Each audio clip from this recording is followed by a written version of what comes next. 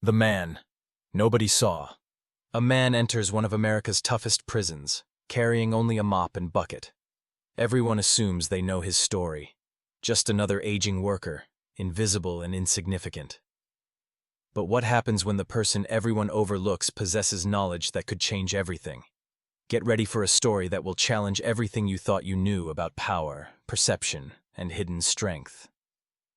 If you're drawn to tales of unexpected resilience, subscribe now.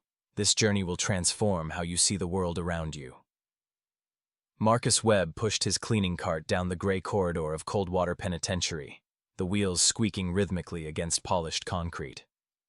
At 58 years old, with silver threading through his close-cropped hair, he moved with the unhurried deliberation of someone who had learned patience through decades of careful observation.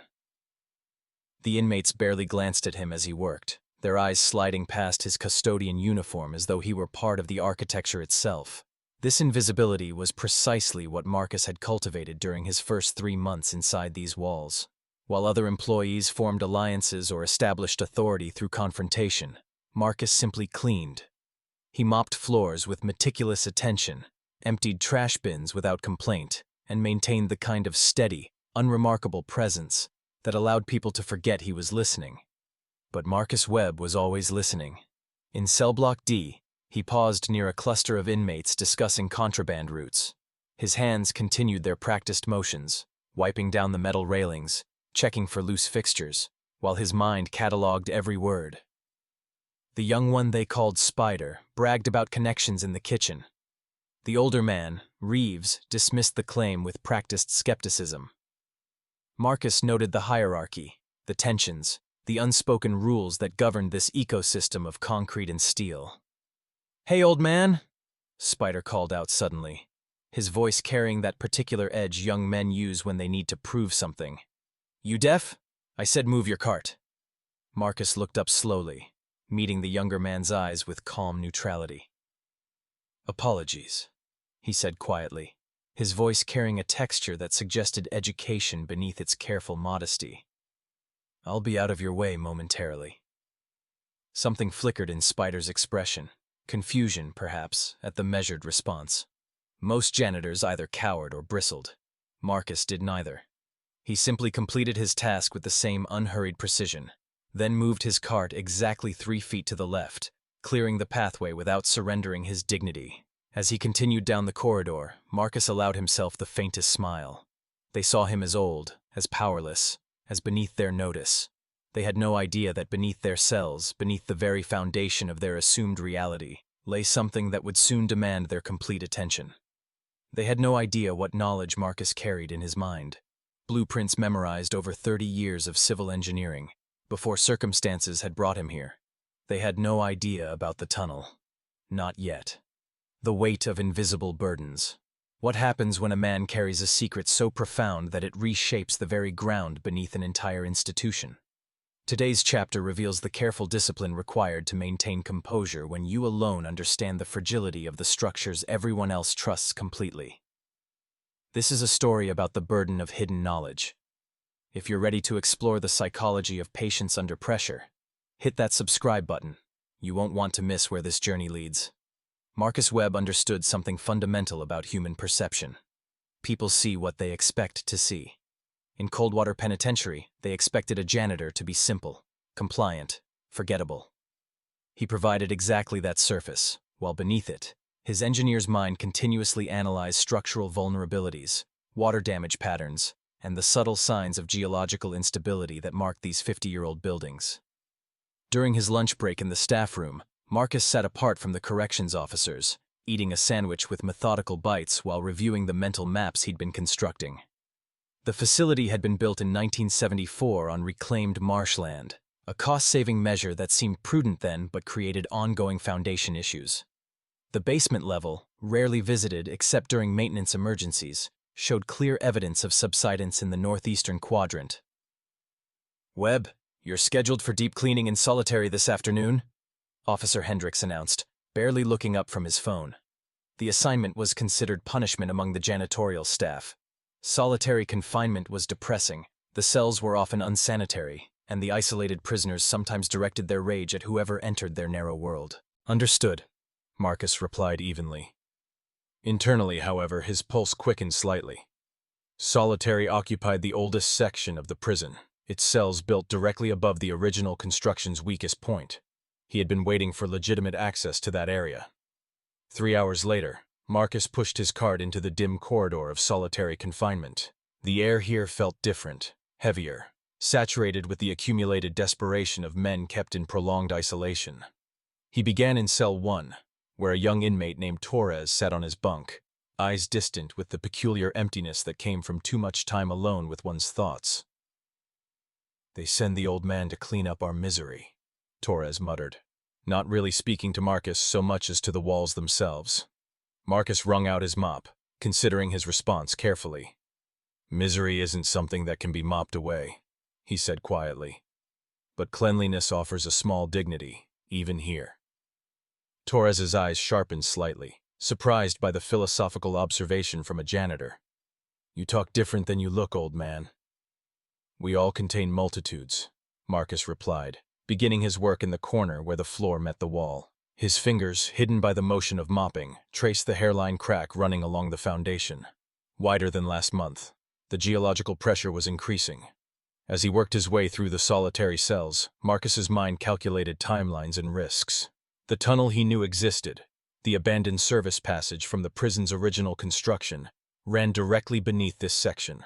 It had been sealed and forgotten decades ago, buried in bureaucratic records that no current staff member had ever reviewed. But Marcus had reviewed them. He had spent weeks in the prison library, ostensibly reading mystery novels, but actually studying every blueprint, every construction report, every geological survey filed in the forgotten archives. The tunnel was there, accessible, and increasingly necessary. Recognition in unexpected places. Have you ever noticed something important that everyone else somehow missed? This chapter explores the moment when careful observation meets opportunity, when discipline transforms from invisible patience into purposeful action. Subscribe now to follow this journey of strategic wisdom, because the most powerful transformations begin with a single moment of recognition. Marcus Webb had learned, through decades of professional experience and 3 months of institutional observation, that transformation rarely announced itself with fanfare. It arrived in quiet moments, disguised as routine, waiting for those disciplined enough to recognize its presence. Thursday afternoon brought one such moment. He was cleaning the administrative wing, territory usually reserved for senior janitorial staff, but Wilson had called in sick, creating an opening Marcus had subtly positioned himself to fill. As he emptied trash bins in the records office, he noticed the filing clerk, a young woman named Patricia Chen, struggling with a cascade of documents that had spilled from an overstuffed drawer. "Allow me," Marcus said, kneeling to gather the scattered papers with careful precision. Patricia exhaled with relief. "Thank you. These old filing systems are a nightmare. Everything should have been digitized years ago, but the budget never materializes." Marcus's hands moved steadily, organizing the documents by visible date stamps. His eyes, however, were cataloging something else entirely. Geological survey updates from 2019, structural inspection reports marked "requires follow-up," and a memo about basement flooding that had been filed away without resolution. "You're the new janitor, aren't you?" Patricia asked, studying him with the kind of direct attention most people didn't bother directing toward custodial staff. "I've seen you in the library. You read a lot." "Books offer good company," Marcus replied, his tone pleasant but non-committal. He handed her the organized stack, their fingers briefly touching in the exchange. Patricia didn't immediately take the documents. Instead, she looked at him with sudden curiosity. "My father was an engineer, structural. He used to organize his papers exactly like this, by project timeline, not alphabetical. It's more efficient for tracking developmental issues." Marcus met her gaze steadily, recognizing the intelligence behind her observation. In that moment, a decision formed. "Your father sounds like a wise man. I imagine he taught you to notice things others might overlook." "He did," Patricia said slowly.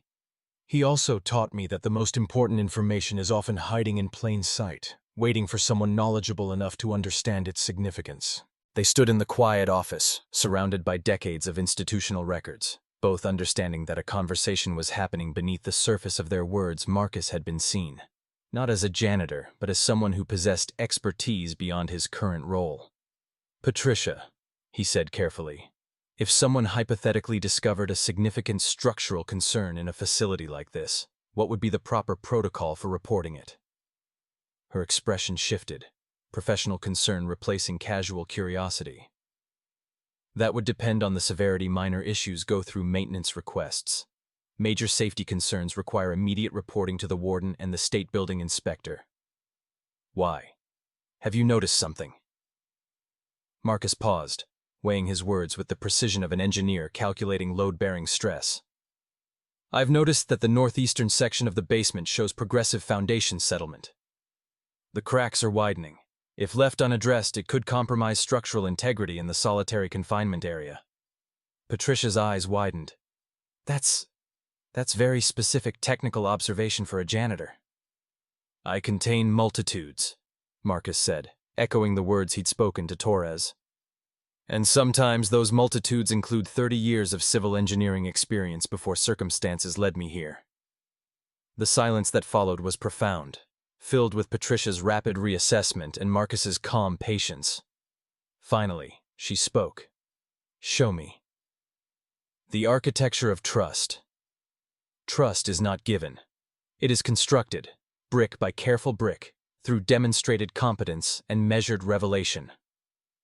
This chapter explores how credibility builds in unexpected relationships, how expertise transcends social boundaries. If you're ready to witness the power of knowledge shared strategically, subscribe and join us, because what unfolds next will challenge your assumptions about hierarchy and human connection. The basement of Coldwater Penitentiary smelled of dampness and neglect. Patricia Chen stood beside Marcus Webb in the dim light, her tablet ready to document what he described with the careful precision of someone translating years of experience into actionable information. "Here," Marcus indicated, his flashlight illuminating the northeastern wall. "Notice the horizontal displacement in the mortar joints. See how the crack pattern follows a diagonal stress line?" His fingers traced the path without touching the surface. "This indicates differential settlement. The foundation is sinking unevenly due to the underlying soil conditions." Patricia photographed the damage, her expression growing more concerned with each image. "How long have you been observing this?" "Since my second week," Marcus replied. "I've been documenting the progression mentally, comparing it to standard subsidence rates for structures built on reclaimed marshland. The acceleration concerns me." She lowered her tablet, studying him with frank curiosity. "Why didn't you report this immediately? Why work as a janitor when you're clearly qualified for much more?" Marcus was quiet for a moment, considering how much truth to share. "Sometimes life delivers circumstances that reshape our paths. I needed employment that asked few questions about my past. Custodial work provided that. But my engineering knowledge doesn't disappear simply because I'm holding a mop instead of blueprints." "Your past?" Patricia asked gently. "Nothing violent," Marcus assured her. "Financial desperation leads good people to make poor choices sometimes. I took responsibility for those choices, but society rarely offers second chances to men my age with felony records, regardless of the nature of their crimes." Patricia nodded slowly, her expression softening with understanding rather than judgment. "My uncle faced similar challenges. He had a PhD in chemistry, but couldn't find work after his conviction. He ended up stocking shelves until a professor who knew his work advocated for him." "Advocacy makes all the difference," Marcus agreed, "which is why I'm trusting you with this information now. This structural issue requires attention from people with authority to act." They spent the next hour conducting a thorough inspection, with Marcus pointing out additional concerns: water damage that suggested compromised waterproofing, evidence of previous repairs that had addressed symptoms rather than underlying causes, and most critically, the area where the old service tunnel created a hollow space beneath the foundation. "Wait." Patricia stopped suddenly. "You said old service tunnel. That's not in any of the current facility plans." Marcus pulled a folded photocopy from his pocket, a page from a 1974 construction document he'd found buried in the library archives. Original construction included underground utility access. When the facility expanded in 1987, the tunnel was sealed off and forgotten. But it's still there, creating a void that compromises the Foundation's load distribution. Patricia examined the document with growing alarm. If this tunnel's structural integrity has degraded, and the foundation above it is already settling, then we have a cascading failure risk, Marcus finished quietly. The solitary confinement area could experience significant structural damage. Not immediately catastrophic, but within the next 6 to 12 months, I would expect accelerating deterioration. She looked at him directly. You're not just a janitor who happens to know engineering, are you? You've been studying this facility specifically, mapping it, understanding it, at a level that goes beyond casual observation. Marcus met her gaze steadily. I've been preparing to do the right thing, Patricia. But the right thing requires credibility, which I lack in my current position. I need someone like you, someone with institutional standing and the intelligence to understand what I'm showing you, to help ensure this information reaches people who can act on it. Hierarchies challenged. What happens when knowledge disrupts established power structures? This chapter examines the delicate dance of presenting uncomfortable truths to those invested in maintaining the status quo. Subscribe now if you're ready to explore how genuine expertise can transform institutional dynamics, because the conversations that follow will test everyone's assumptions about authority and competence. Warden Gerald Thompson sat behind his broad oak desk, his expression moving from skeptical to annoyed as Patricia Chen presented her findings. Marcus stood quietly near the door, having been included at Patricia's insistence, but fully aware of his peripheral status in this conversation. Let me understand this correctly, Warden Thompson said, his voice carrying the practiced authority of 20 years in corrections administration. You're telling me that our janitor, he gestured toward Marcus without looking at him directly, has discovered structural issues that our professional maintenance staff somehow missed? With respect, Warden, Patricia replied, maintaining her professional composure. The maintenance staff focuses on immediate repairs, not comprehensive structural analysis. Mr. Webb has civil engineering expertise that allowed him to recognize patterns they wouldn't necessarily identify. Mr. Webb has a criminal record that put him in custodial services rather than any position of actual responsibility, Thompson countered. I've reviewed his file. He's here because he embezzled funds from his previous employer. That doesn't exactly inspire confidence in his judgment. Marcus felt the familiar sting of his past being weaponized against his present, but he kept his expression neutral.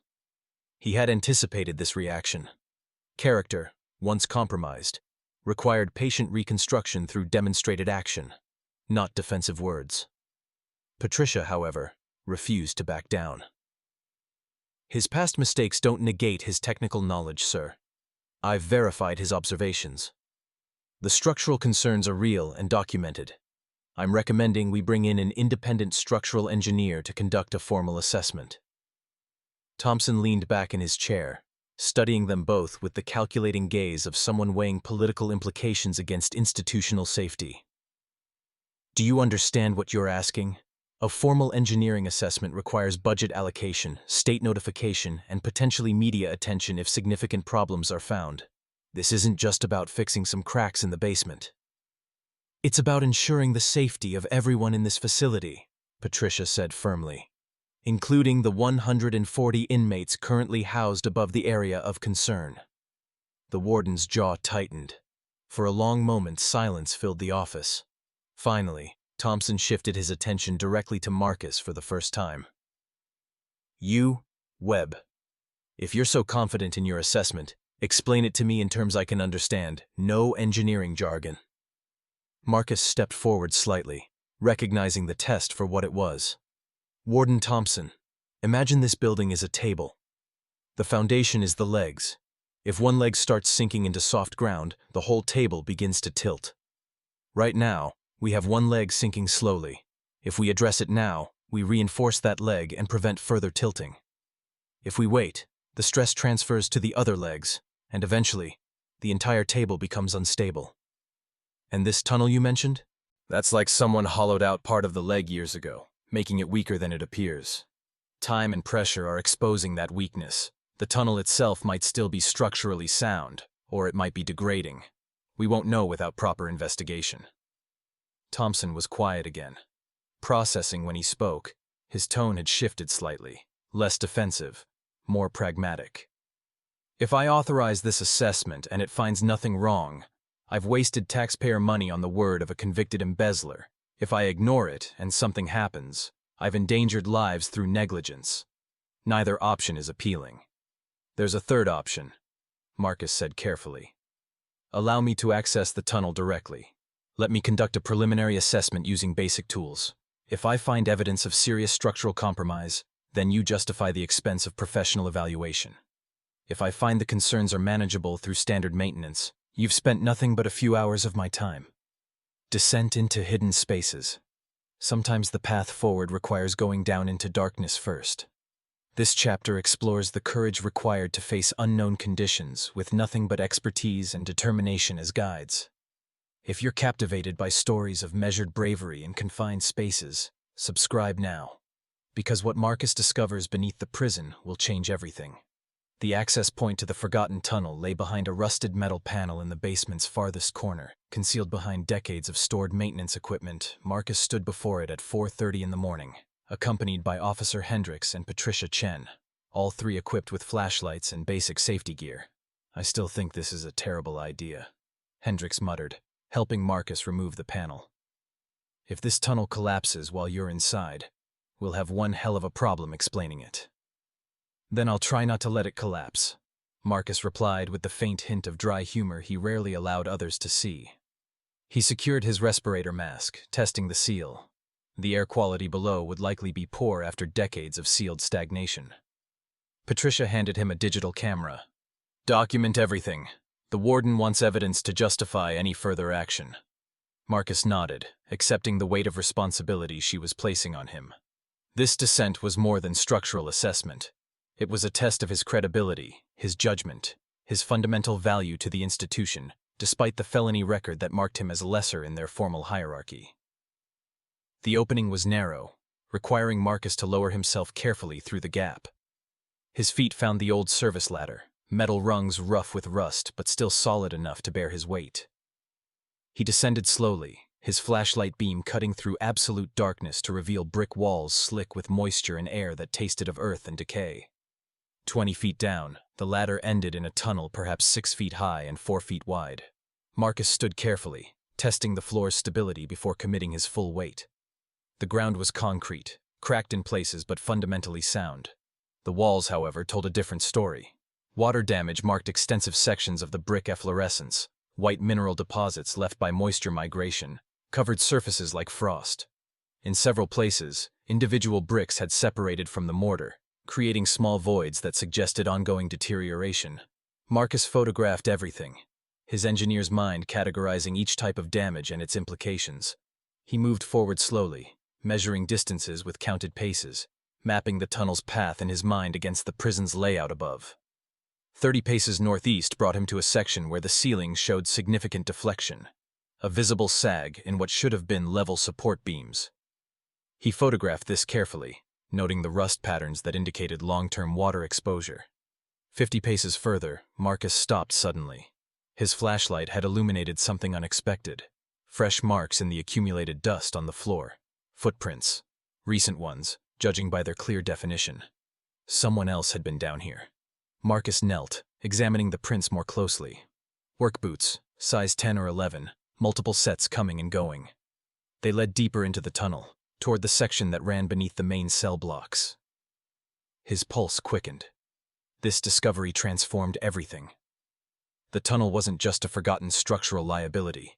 It was an active security breach. He followed the footprints carefully, his flashlight beam sweeping ahead for any signs of instability. The tunnel branched at 60 paces, one direction continuing northeast, the other turning sharply south. The footprints went south, toward the oldest section of the prison. There, in a widened chamber that might once have housed utility equipment, Marcus found the evidence of human activity. A sleeping bag, packaged food, water bottles, and a pile of civilian clothing. Someone was using this space. More concerning, a rough opening had been carved through the wall. Recent work, based on the fresh brick dust, leading toward what Marcus calculated would be the supply corridor of cell block C, the weight of dangerous knowledge. Knowledge can protect or endanger, depending on how it's wielded. This chapter examines the moment when discovery forces difficult choices about loyalty, safety, and the complex ethics of reporting what you've found. Subscribe to follow Marcus through this moral labyrinth. Because sometimes the right path is far from clear. Marcus stood in the underground chamber, his flashlight illuminating evidence of an escape plan that transformed his structural assessment into a security crisis. The smart choice, the safe choice, would be to immediately report his findings, alert Officer Hendricks, and let the institution's security apparatus handle what was clearly a serious threat. But Marcus Webb had learned through hard experience that smart and safe weren't always synonymous with right. He photographed the evidence carefully, then sat on an old crate, thinking through the implications with the methodical patience his engineering training had instilled. Someone had been accessing this tunnel regularly, bringing supplies, preparing an escape route. The rough opening in the wall was skilled work, measured, deliberate, designed to be concealed when not in use. This wasn't the desperate scraping of an amateur. This was someone with knowledge, tools, and time. More concerning, someone on the outside had to be helping the fresh food, the quality sleeping bag, the civilian clothing sized for someone specific. All of it suggested coordination beyond what any isolated inmate could achieve. Marcus's mind worked through the prison's social dynamics he'd observed over 3 months. Who had the skills for this work? Who had access to tools? Who demonstrated the patience for long-term planning rather than impulsive action? The answer arrived with uncomfortable clarity. Samuel Reeves, the older inmate he'd noticed in cell block D. Reeves was serving year 23 of a 30-year sentence for armed robbery. He'd been a construction foreman before his conviction, skilled in exactly the kind of work this tunnel modification required. More significantly, Reeves was the one person in the prison who'd shown Marcus anything resembling respect, nodding acknowledgement when their paths crossed, never participating in the casual dismissiveness other inmates displayed toward custodial staff. If Marcus reported this immediately, Reeves would face extended sentence, possibly solitary confinement, certainly the destruction of whatever hope had sustained him through 2 decades of incarceration. But if Marcus stayed silent, he became complicit in an escape attempt that could endanger lives, guards, other inmates, potentially civilians. If something went wrong, the ethical calculation felt impossible. Marcus climbed back up the ladder slowly, emerging into the basement where Patricia and Hendricks waited with evident relief. "Well?" Hendricks asked immediately. "How bad is it?" Marcus met Patricia's eyes first, then the officer's. "The structural concerns are serious but manageable with proper intervention. However, I found something else. Something that requires the warden's immediate attention." 20 minutes later, they sat again in Warden Thompson's office. Marcus had laid out his findings with careful precision. The structural damage, the photographic evidence, and finally, the occupied chamber with its clear evidence of escape preparation. Thompson's expression shifted from professional concern to cold anger as he processed the security implications. "You're telling me someone has been living in that tunnel? Under my prison?" "The evidence suggests intermittent use rather than continuous occupation," Marcus clarified. "Likely accessed during specific times when movement could be concealed." "Who?" Thompson demanded. "You've been observing this population for months. You must have theories." Marcus was quiet for a moment, aware that his next words would determine another man's fate. "I have observations, not certainties, but the skill level required for the wall modification suggests someone with construction experience that narrows the possibilities considerably." Thompson reached for his phone. "Hendricks, I want cell block D locked down immediately. Full shakedown of every inmate with construction backgrounds I want." "Warden," Marcus interrupted quietly. The interruption itself was bold enough that Thompson actually stopped mid-sentence, surprise crossing his features. The courage of compassion. True strength often lies not in exposing others' vulnerabilities, but in seeking solutions that preserve human dignity. This chapter explores the delicate balance between security and mercy, between justice and compassion. If you believe in the power of redemptive action, subscribe now. because what unfolds next will challenge conventional thinking about punishment and rehabilitation. Warden Thompson stared at Marcus with an expression that mixed irritation and reluctant curiosity. "You interrupted me to say what, exactly?" Marcus chose his words with the precision of an engineer calculating stress loads. "I interrupted to suggest a different approach, one that addresses both the security concern and the underlying human situation that created it." "There is no underlying human situation," Thompson replied sharply. "There's an escape attempt that threatens this facility's integrity. My job is institutional security, not social work." "Your job is managing human beings," Marcus countered gently. "Human beings who respond to how they're treated, who make different choices depending on whether they have hope or desperation." Patricia leaned forward. "What are you suggesting, Marcus?" Marcus turned to include her in his explanation. "Someone in this prison has been planning an escape because they've lost faith in legitimate paths forward. They've served substantial time, likely demonstrated good behavior, but see no realistic chance of parole or reduced sentence, so they've constructed an alternative." "And you're defending this?"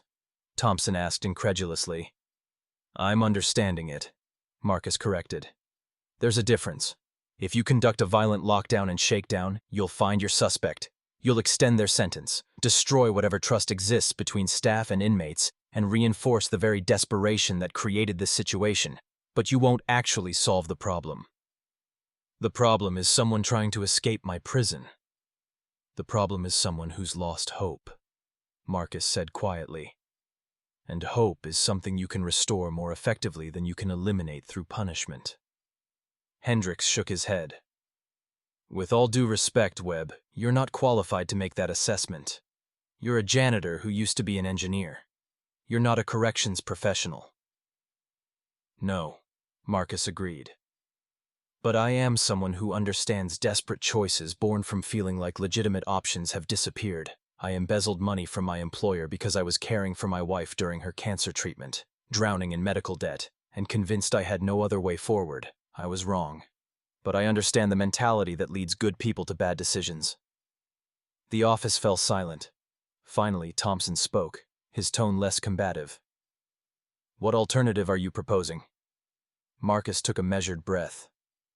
"Give me 48 hours. Let me identify the individual involved and speak with them directly, person to person, not authority to subordinate. Let me understand their situation and present them with a choice. Abandon this plan in exchange for legitimate assistance toward their actual goals, whether that's parole preparation, skill development, or family reunification support. Give them hope instead of just punishment. And if they refuse, if they continue planning their escape, then you have lost nothing except 2 days, and you still have all the evidence needed for appropriate security response.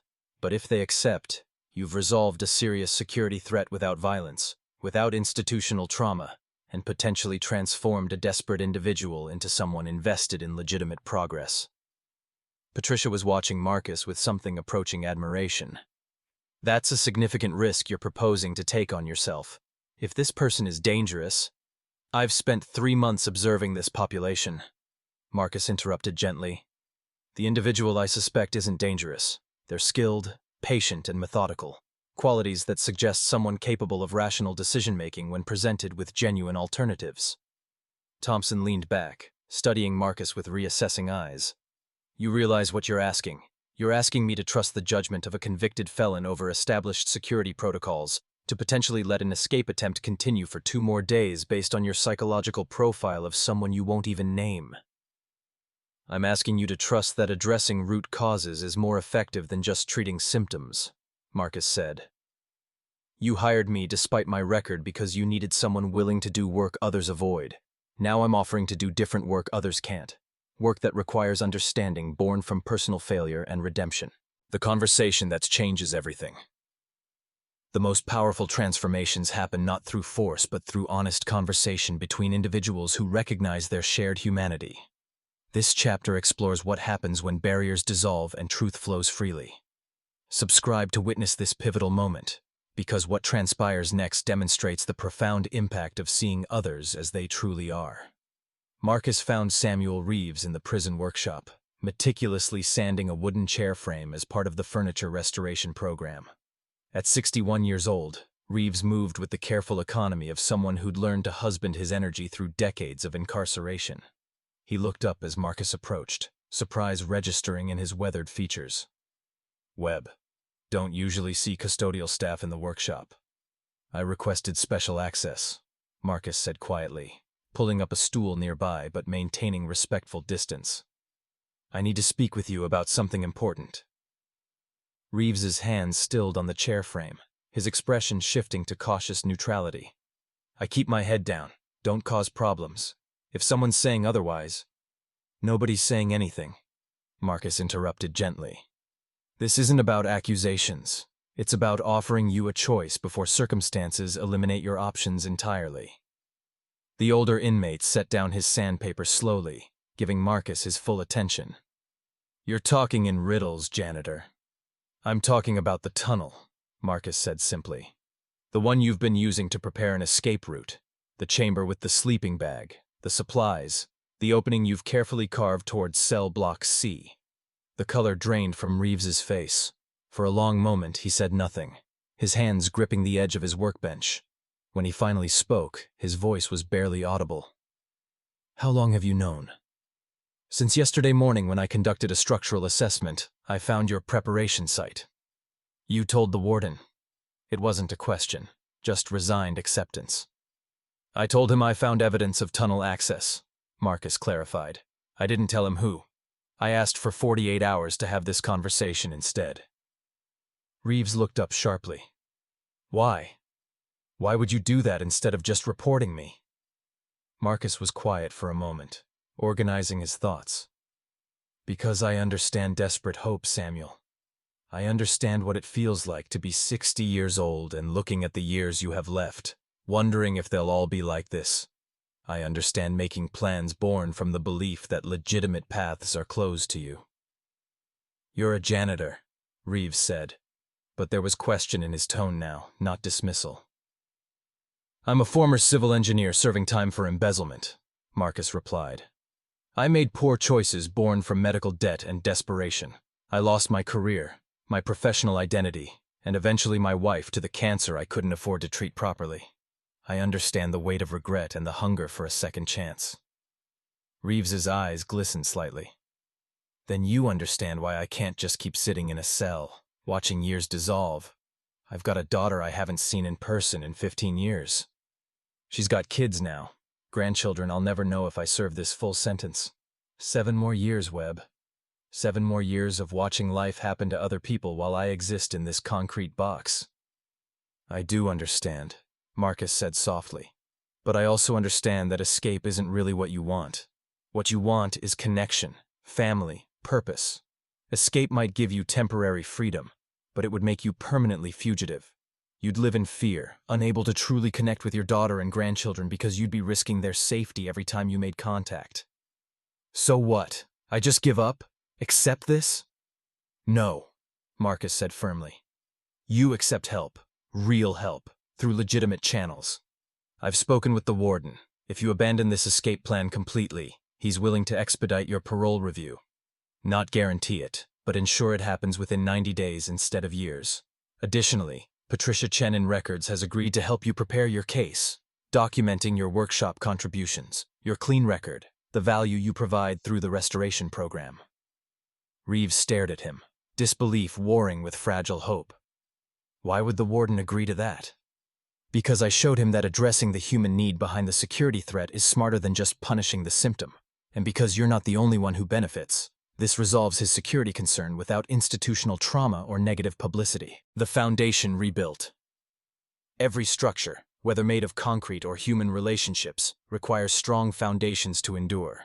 This final chapter reveals how individual choices ripple outward, transforming entire systems through the power of principled action and mutual respect. Subscribe to this channel if you believe in stories of redemption and rebuilding, because the conclusion demonstrates that strength comes not from dominance, but from lifting others while standing on solid ground. 3 months later, Marcus Webb stood in the prison's renovated basement, watching as professional contractors completed the foundation reinforcement he'd recommended.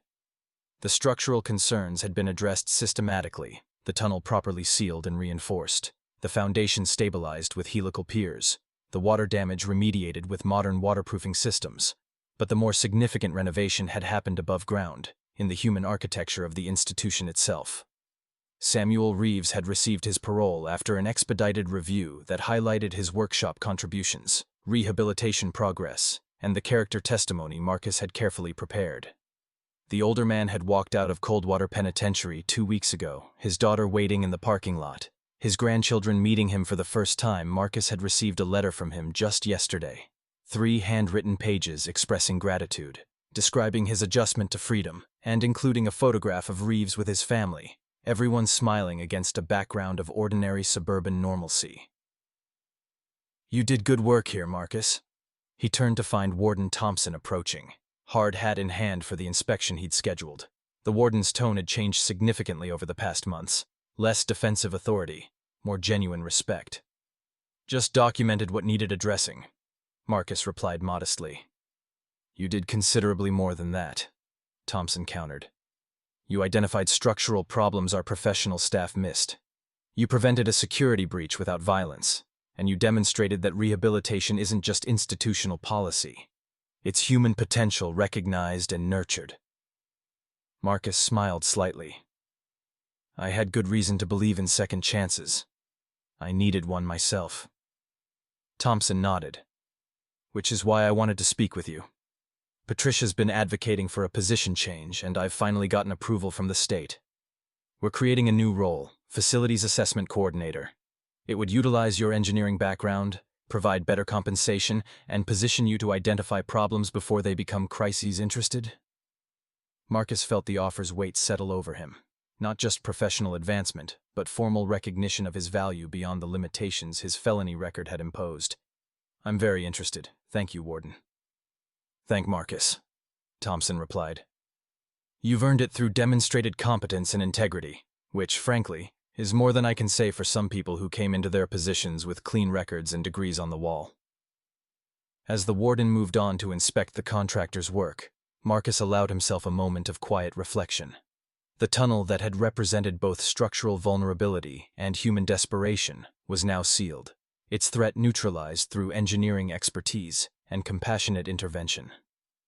But the real transformation had happened in the spaces between people, in Patricia's willingness to see beyond job titles, in Thompson's capacity to revise his assumptions, in Reeves's choice to accept hope over escape, and in Marcus's own journey from invisible janitor to valued professional.